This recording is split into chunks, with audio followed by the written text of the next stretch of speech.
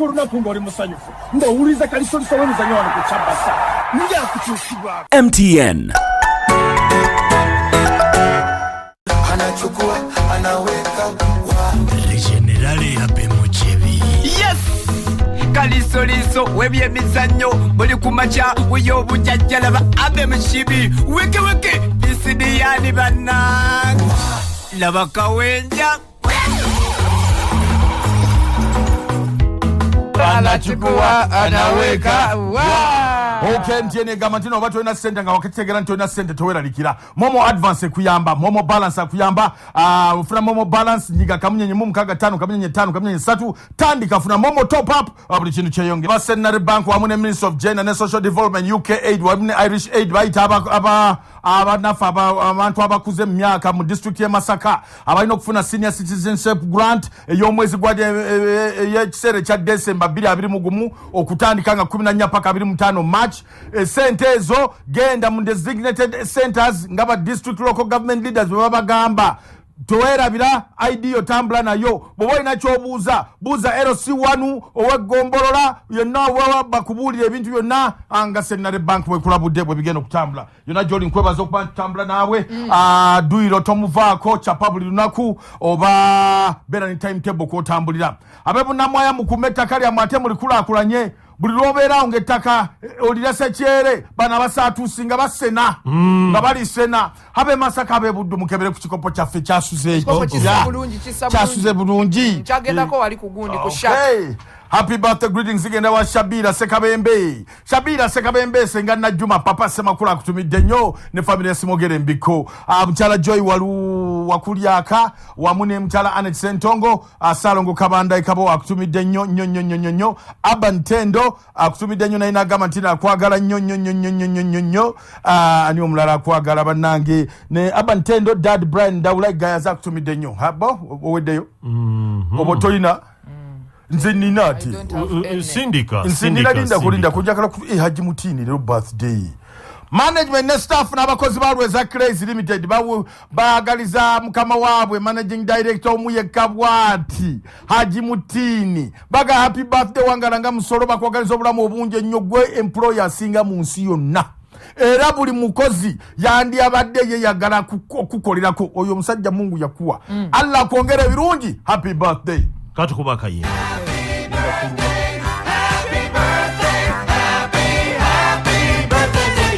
Okay, njagala twaniriza omukyalo ono olwaleera Jowa n'atubuuzeeko era atubuulire gy'avudde n'ensonga emulese wano ku makya ga leero. Nyabu ojja kuyimirira ebyaffe byakuyimirira.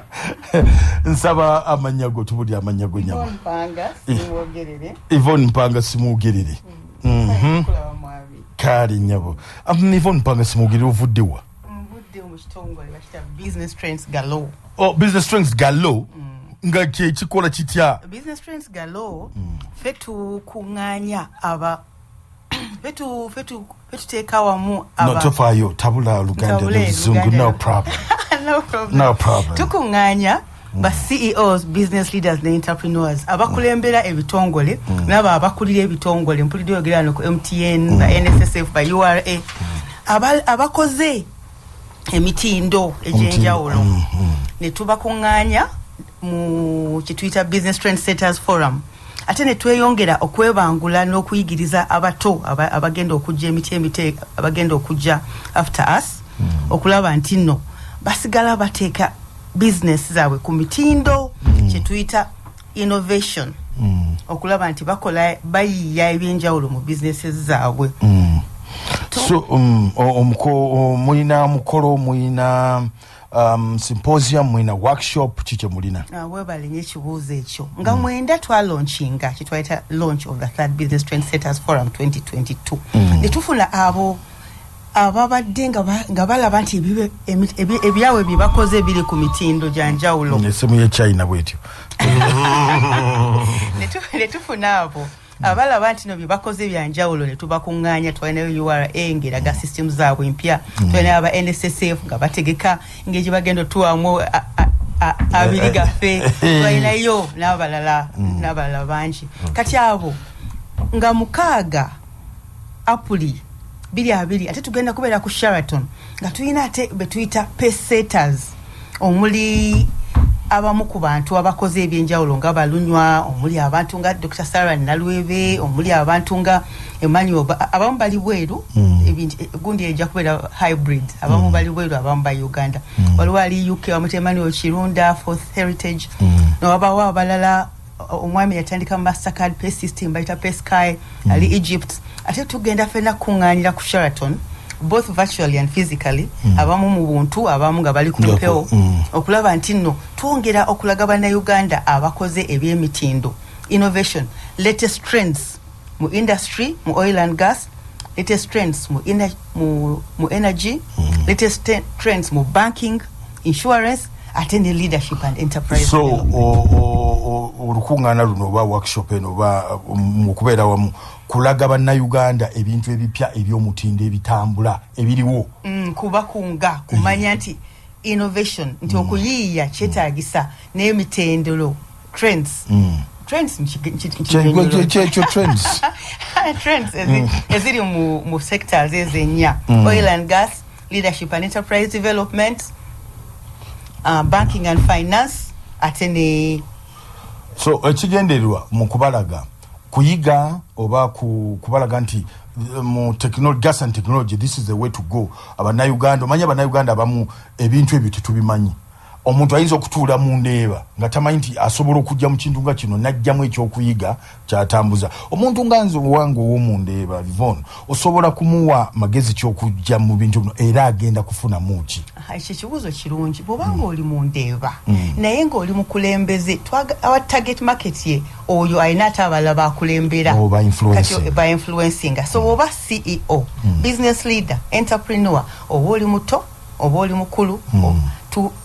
oba ojja kufuna mu ngeri bweti ogenda kufuna banno ba business leader bannoba ate bayongera okulaga nti mu industry eno ate kati guno gwe mugendo guno gwe mulembe kwe tuli era kati gwe tukwatagana kya naawe okulaba nti ate oyamba bali booli nabo bo influencing okulaba nti omugendo guno nabo bagugoberera yegwe omulamu ogusinga obukulu naye wajja kubaayo ne entertainment tuyina kyabasa tuyina extreme art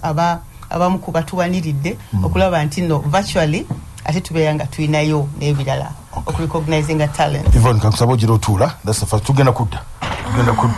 ogira naawe tunyumirwamu okay bwetyo bwetubadde n'omukyala mudde bulungi nnyo nkujukiza nti Ssaabasajja Kabaka ali mu lubiri olunaku olwaleero okuva ku saa 5 n'ekitundu 8 agenda kweweereza omukolo ogwo anti Mariam Ndagira agenda okwebaza obwami owebwegombolola Andrew Benyon Kibuuga omukulu bw'owawadda naye ajja bagenda kwebaza kale mubeereko tugenda kuba tubiweereza butereevu nnyo wano banayi covid mwegendeze SOPs tuzigoberere ate Ukraine twatabuse ate katwatabukidde Biden Maika tutabukidde Biden takola kimala America etudde butuza mufo kyo kuyamba kwa kusajja bakatta mainze mpagiro no munakatemba munange Zelensky banange na kitalo nye kya mwami Mulumba mchala Mulumba Mary Mulumba tukusaside nyo wa Kampala Junior Academy olokufira omwami wali okusabira mwami Mulumba olwairo enamirembe olwalero enamirembe ate okuziika ncha wali mugongo kyengera otujja okubeera alright emipira jazanyidwa nako Rajo mu Star Times Uganda Premier League UPDF 0 Waxajanse mu police mu ne team ya KCCA banange aji KCCA banayo kuwemula kususse lugoga nazi kunonge kuwemula tekuliyo okuwemula no kuba obuchupe lugogo bisusse bana embera bwetabuka mpira aganye bakubale fali juza akachupa ka soda bazemu akamazi mupira aganye ajisebo wagira obubuyavu baba wagizisebo ase kituufu naye otegera mupira aganye kaunga aganye nakachupa aganye Lemulekera oneda that's not by the way fenga abawagizi ab'omupiira ab'olulanga bedda ekyo kye yalinga nkola ya KCC never KCC teyalwananga KCC teyakubanga ebyo tekikola oba trending waliwo tiimu ekola ebyo tetumanyi naye KCC ebyo tebikola Arwahil mu Bright Stars ate ng'olunaku olwaleero Vipers agenda kutereeza Busoga United aguli ku St Mary Stadium gatonambuli anti tolo bayinza ojijjako bubona baba bagiroopye edda bazanyisa omuzannyo atalina kuba mu kisaawe bagiroopye naye tulinde tulabe ekinava mu nsala ya Federation n'akakiiko akakasaganya ekyo Bahrain Grand Prix banaye Byron Grand Prix kati tutandike kubawa mu series mpola kati tuli mu Cold War abana bevume ebigamba akamotoka walese kana kabana kali moti semanya biti ndupa kana yege inompiro nako lwalero Gaddafi egena kuzanya timu ya Villa ekimeza ngabo ekimiridde Vipers ekulembede points ana musatu banje ompira KCCA amalirigaji tute ku points ana mumbira tenga yo points asatu mu ajidira bino kuga njagala tusasire mutabani wa Haji Nadulu tumusasi ate mutabani we yafuna akabenje ono yaberanga yayogeranga ebigambo ali mu ddwaliro maguru wa kibinyo waliwo njagala n'okusasira yaba era Uganda olemwa omusajja yapangisa ennyumba ya munne munyonyo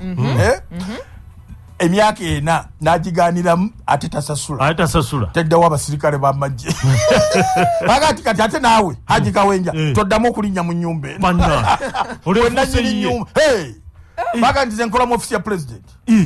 ofisi ya president bagibuuza ono mumumanyi tetumumanyi naye n'abajaasi ojanga Uganda olemwa ati yelimbika mu linnya lya president ate Uganda olemwa ozanya ne Uganda eno buli kimu okay banafa weerabira nno gwe weetegeka olina okutujja mu bwavu ogenda kubajja muze sibalina leero ng'onoolemera mu bwavu gwe munnange edda mulemera kuba tutadde tuli waweeru tusimbudde evugidde gindi katujoge tugenda mu binyanya olemu okukola ekyokoze kyaki okay omukyala mpisa munnange gwe beeraawo ng'emikwano gyo gyosiba gy'omala obudde obungi amaka wagavaako oba emirimu gye wagivaako eva obeera I'm checking on my boyfriend I'm checking on my sister I'm checking on my twinny beeraawo munnaye nga gwobeera mu kwenjeera nkuwagabuwa toteeka bisikiriza mu ndabirwamu za motoka gwavuga mmotoka kati esimu gijje ku dashboard ensawo zonna wansi wa ntebe endabirwamu waggulu lookoteekamu toleka nsawo oba laptop mu motoka even for a second for any reason mbukanyingira wano mu supermarket nkomeo tolekaamu owulidde nedwanya abaana mukuuma endagaano z'abakitamu kitawe yawa abasiraamu oba eddiini ettaka ne bazimbako kikereziya oba kyaki afudde hoza mujeko muzikiti gwamu kakati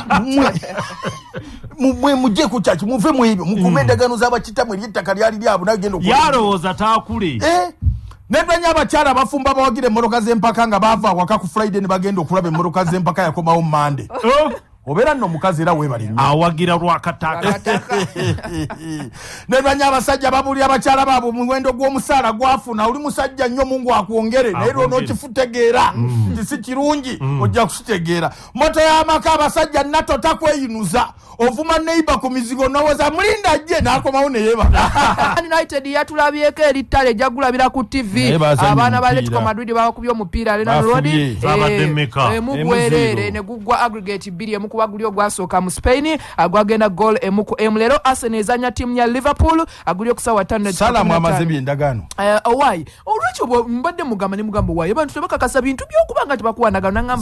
nangamba baagala nsabita basajja bakabakalubye nenge byendagaano bya kantino bijja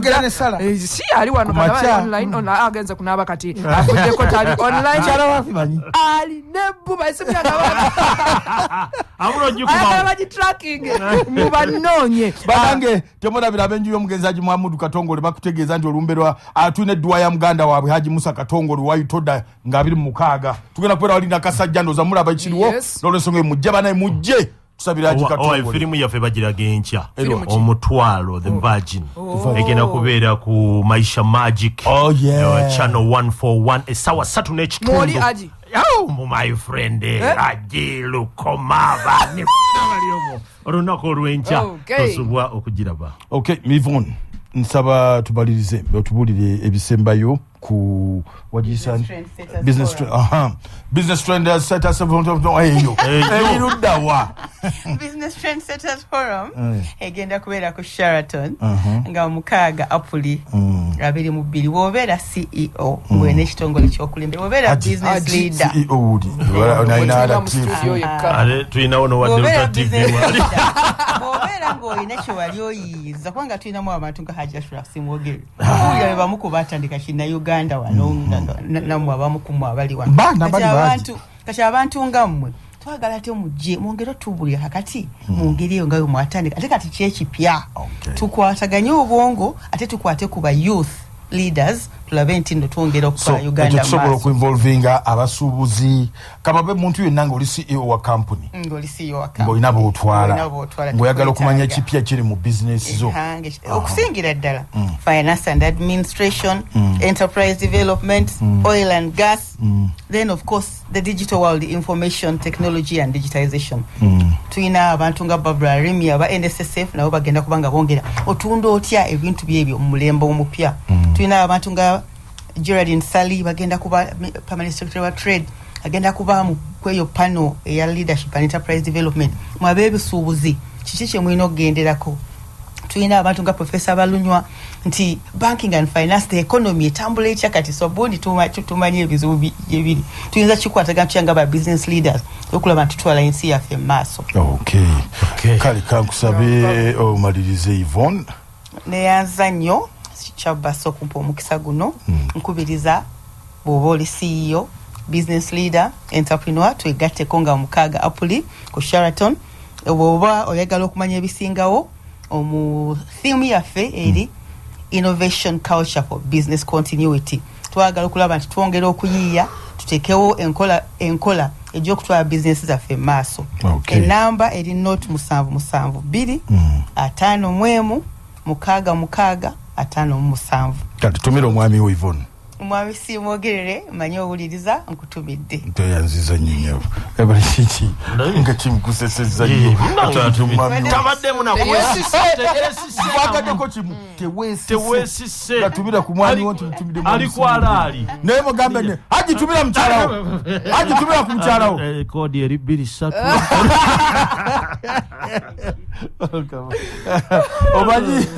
omanyi aboolugave atumidde simwogerere nezijukira aboolugave kati batandise okwekwasa batemye omutimbwe ne gugwa kakati badda awaka ate emirimu bakyagikola bamugana kati si okujjako ng'omuti guziimu ne baguyimiriza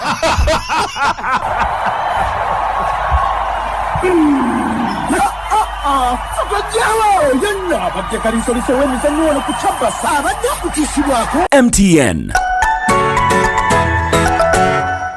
CBS FM